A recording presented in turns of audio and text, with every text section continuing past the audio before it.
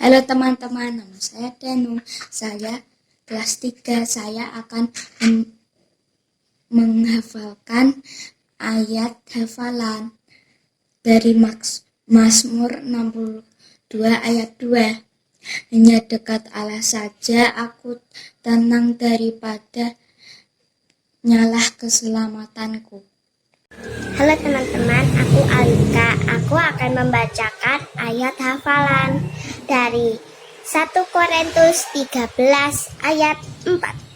Beginilah ceritanya, kasih itu sabar, kasih itu murah hati, ia tidak cemburu, ia tidak memegahkan diri, dan tidak sombong. Amin. Halo teman-teman, saya akan membacakan ayat Alkitab Kejadian 17 ayat yang pertama. Akulah Allah yang Maha Kuasa, hiduplah di hadapanku dengan tidak bercela. Terima kasih teman-teman. Jadi kesimpulan dari ayat tersebut adalah, kan tadi akulah Allah yang Maha Kuasa, hiduplah di hadapanku dengan tidak bercela. Jadi kita hidup di hadapan Allah itu tidak bercela. Maksudnya tidak bercela itu tidak berdosa. Kita harus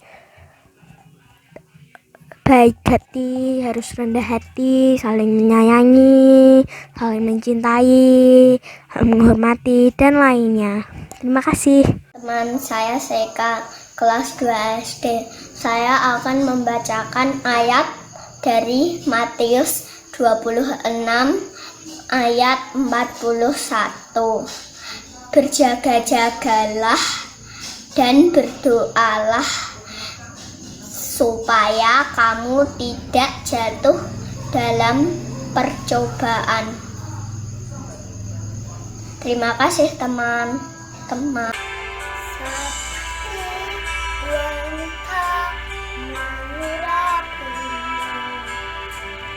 Menangis di bawah kaki, demikian hidupku mengasihimu. Yesus, Engkau baik bagiku, sampai ku menutup mata, ku tetap setia menanti janjimu, sampai aku bahkan mengubah kehidupanku. Ku tetap setia untuk melayanimu.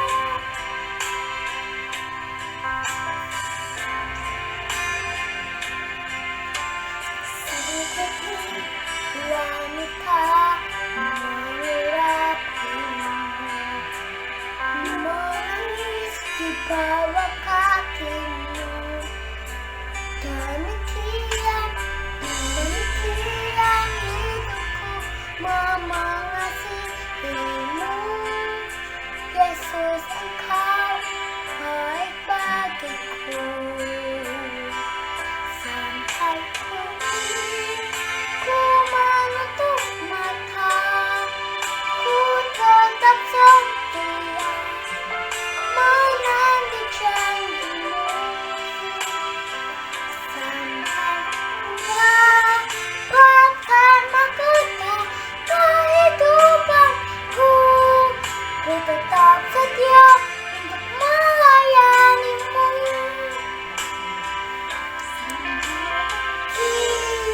Ku menutup mata, ku tetap setia menanti janjimu, sampai ku dapatkan mahkota kehidupanku. Ku tetap setia untuk melayanimu. Halo teman-teman, nama saya Elizabeth. Hari ini saya akan menceritakan tokoh Alkitab yang diambil dari 1 Samuel pasal 16 sampai 17 yang menceritakan tentang Daud dan Goliat. Beginilah ceritanya. Raja pertama Israel bernama Saul. Raja Saul tidak taat kepada Tuhan. Maka Tuhan berkata kepada Nabi Samuel, "Carilah orang bernama Isai. Salah satu anak laki-lakinya akan menjadi raja Israel yang baru." Samuel bertemu Isai di Bethlehem. Dia mengamati 7 putra Isai. Mereka tampak tampan dan kuat. "Bukan mereka," kata Tuhan. "Aku tidak peduli penampilan. Yang penting bagiku adalah isi hati orang itu." Isai memanggil Daud, putra bungsunya, yang sedang menjaga domba di padang belantara. Samuel melihat Daud dan Tuhan berkata, "Dialah orangnya." Daud pun diurapi menjadi raja Israel yang baru. Beberapa waktu kemudian, Israel berperang dengan bangsa Filistin. Goliat, prajurit raksasa Filistin, menantang bangsa Israel agar mengirim jagoannya melawan dia. Semua orang Israel gemetar ketakutan. Saat itu, Daud membawa makanan untuk kakak-kakaknya yang ikut perang. Daud tidak takut mendengar tantangan Goliat. "Berani sekali ia menantang pasukan Tuhan," kata Daud. "Aku akan melawannya." Raja Saul terkejut dan menawarkan senjatanya kepada Daud. "Tidak," kata Daud. "Tuhan pernah menolongku membunuh binatang buas. Dia pasti akan menolongku melawan Goliat." Daud mengambil 5 butir batu dan ketapel. "Memangnya aku ini anjing?" Goliat meraung galak. "Kalian mengirim anak cacingan kurus kering ini untuk melawanku?" "Kau punya domba," kata Daud, "tapi aku punya pertolongan Tuhannya Israel." Daud memasangkan batu di ketapel dan melemparkannya. Batu itu mengenai dahi Goliat dan raksasa itu tumbang. Orang Israel mengalahkan orang Filistin. Dengan pertolongan Tuhan, Daud menjadi pahlawan. Demikian ceritanya teman-teman. Jadi kalau kita percaya dan kita berserah kepada Tuhan, maka Tuhan akan selalu menyertai kita.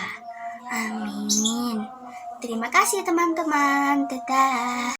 Hai teman-teman, di sini saya akan menceritakan firman Tuhan yang berada di Kejadian 1 ayat 1 sampai 31. Demikianlah firman Tuhan.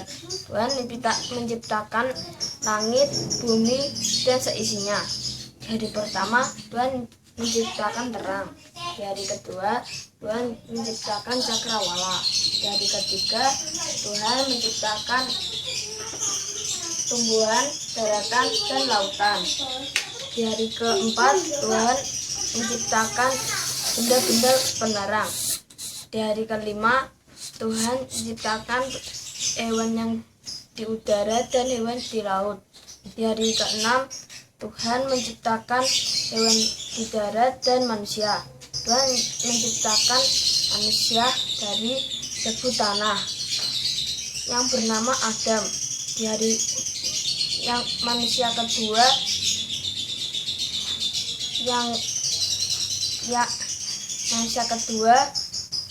yang diambil dari tulang rusuk Adam bernama Hawa. Di sanalah mereka di Taman Eden, mereka tinggal. Di sana banyak hewan dan tumbuhan. Di tengah-tengah Taman Eden tersebut ada buah pengetahuan yang baik dan yang jahat. Di sana Hawa melihat ular yang menggodanya untuk memakan buah pengetahuan yang baik dan yang jahat. Di situ Hawa langsung memakan buah tersebut dan diberikan oleh Adam. Dan kemudian mereka bersembunyi dari Tuhan. Tuhan tersebut mencari mereka dan menghukum mereka. Hukuman untuk Adam yaitu susah untuk mencari nafkah. Hukuman untuk Hawa hamil ketika hamil akan kesulitan. Ular akan memakan tanah dan berjalan menggunakan perut. Demikianlah firman Tuhan.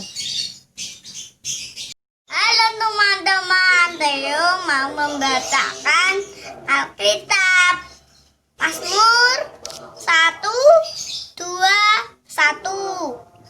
ayat 8. Tuhan akan menjaga keluar masukmu dari sekarang sampai selama-lamanya. Amin.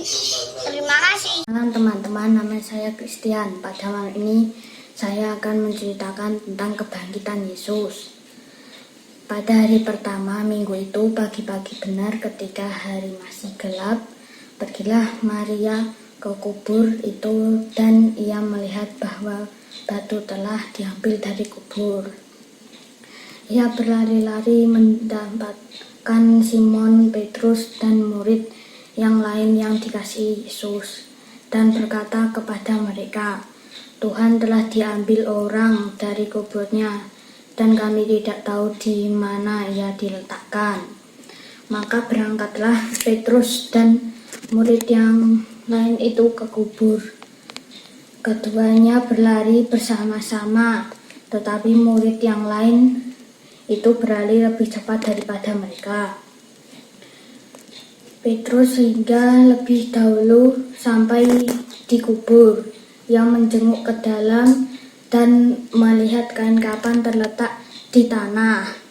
Akan tetapi ia tidak masuk ke dalam. Maka datanglah Simon Petrus juga menyusul dia dan masuk ke dalam kubur itu. Ia melihat kain kapan terletak di tanah, sedangkan peluh yang tadinya ada di kepala Yesus tidak terletak dekat kain kapan itu, tetapi agak samping di tempat yang lain dan sudah tergulung. Maka masuklah juga murid yang lain yang lebih dahulu sampai di kubur itu, dan ia melihatnya dan percaya. Sebab selama itu mereka belum mengerti isi kitab suci yang mengatakan bahwa ia harus bangkit dari antara orang mati. Lalu pulanglah kedua murid itu ke rumah. Ku cinta keluarga Tuhan, terjalin mesra sekali. Bentar mulai. Saling mengasihi, betapa senangku menjadi keluarganya Tuhan. Sekali lagi. Ya. Ku cinta keluarga Tuhan, terjalin mesra sekali. Semua saling mengasihi, betapa senangku menjadi keluarganya Tuhan. Oke, tepuk tangan. Nama saya Lia. Saya akan bercerita tentang Tuhan Yesus memberkati anak-anak. Dalam cerita ini diambil dari kitab Lukas 18 ayat 15 sampai 17. Pada suatu hari, Tuhan Yesus beserta murid-muridnya berjalan-jalan di kota-kota dan menyembuhkan banyak orang sakit. Lalu mulailah tersebar berita mukjizat-mukjizat Tuhan Yesus, dan mulailah orang-orang sakit yang ingin bertemu dengan Tuhan Yesus dan disembuhkannya olehnya. Orang-orang yang telah disembuhkannya pulang ke rumah dan bercerita kepada keluarga-keluarganya. Maka orang-orang mulai membawa anak-anaknya bertemu dengan Tuhan Yesus. Dan banyak orang-orang yang mengelilingi Tuhan Yesus. Tetapi mereka harus berusaha agar bertemu dengan Tuhan Yesus. Tapi karena dikira mengganggu, para murid Tuhan Yesus memarahi orang-orang yang membawa anak-anak. Tetapi Tuhan Yesus memarahi murid-murid Tuhan Yesus karena menghalangi anak-anak untuk datang kepadanya. Lalu Tuhan Yesus berkata bahwa orang-orang seperti itulah yang akan mempunyai kerajaan Allah, seperti anak kecil agar masuk ke kerajaan Allah. Setiap orang harus menyambut kerajaan Allah agar masuk ke kerajaan Allah. Lalu anak-anak datang kepada Tuhan Yesus dan Tuhan Yesus memeluknya. Lalu Tuhan Yesus meletakkan tangannya ke atas anak-anak dan Tuhan Yesus memberkati anak-anak. Shalom, selamat sore. Hari ini saya akan membacakan Mazmur 133 ayat 1. Alangkah baiknya dan indahnya apabila saudara-saudara diam bersama dengan rukun. Ini saatnya Tuhan kan melawat wargaku. Ini waktunya pemulihan terjadi. Keluargaku milikmu, selalu berharga di matamu. Kau satukan, kau berkati untuk kemuliaan-Mu. Terima kasih, semoga Tuhan Yesus memberkati. Hai teman-teman, apa kabar? Hari ini saya akan menceritakan cerita singkat awal mula Allah menciptakan bumi yang diambil dari Kejadian 1 ayat 1 sampai 31. Saya akan menggambarkan sedikit ilustrasinya. Jadi ini beberapa poin supaya teman-teman mudah mengingat. Hari pertama, Tuhan menciptakan terang dan gelap. Karena terang itu baik, maka Allah menciptakan langit dan bumi beserta terang dan gelap. Jadi ada siang dan malam.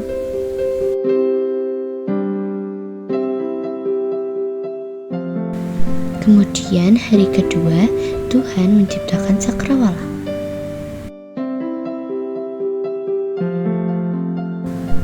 Dan hari ketiga, Tuhan menciptakan daratan, tumbuhan, dan lautan.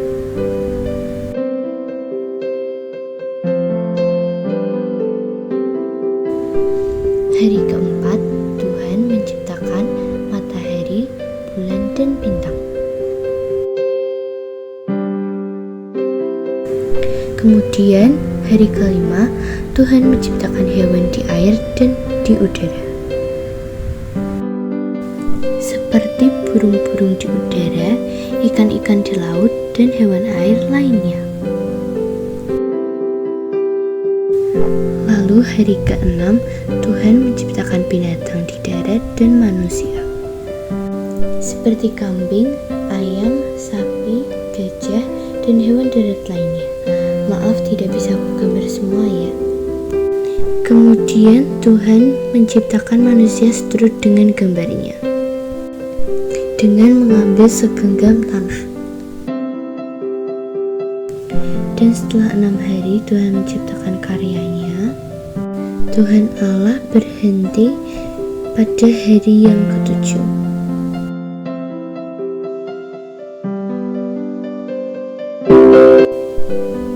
Tuhan beristirahat dan memberkati semua ciptaannya yang disebut dengan hari Sabat. Dan Tuhan menguduskan hari Sabat. Segala hal yang diciptakan Allah semuanya itu baik. Maka manusia harus bersyukur karena diberi nafas hidup. Allah mencintai semua ciptaannya. God bless you. Yesus Sayang semua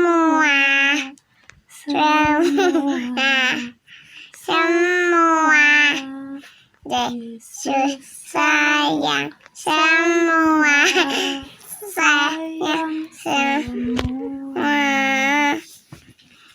sayang mama, sayang kakak, sayang ayah, sayang adik, sayang kamu, dan sayang semua.